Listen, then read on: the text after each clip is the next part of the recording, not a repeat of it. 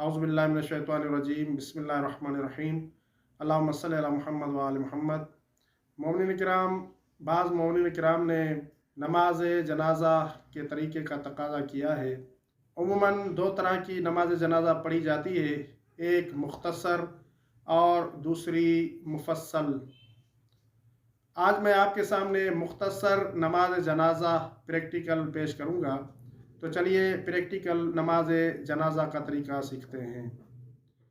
बिस्मिल्लाहिर्रहमानिर्रहीम। नमाज जनाजा पढ़ता हूँ हाजिर इस मैयत की 5 तकबीरों के साथ वाजिब कुर्बतन इलल्लाह। अल्लाहु अकबर।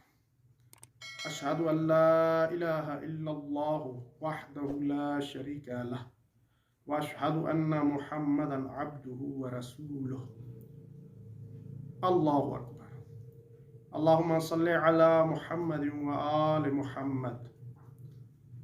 अल्लाहु अकबर। अल्लाहुम्मा अग़फ़िर लिल मुअमिनीना वल मुअमिनात वल मुस्लिमीना वल मुस्लिमात। अल्लाहु अकबर। अल्लाहुम्मा अग़फ़िर लिहाज़ल मय्यत। अल्लाहु अकबर। ये मर्द की नमाज जनाजा का तरीका मैंने आपके सामने पेश किया।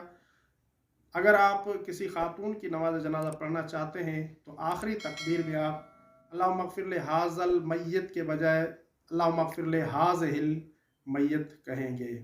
ये नमाज जनाजा पढ़ने का मुख्तसर तरीका मैंने आपके सामने पेश किया, और एक मुफस्सल तरीका भी है नमाज जनाजा पढ़ने का।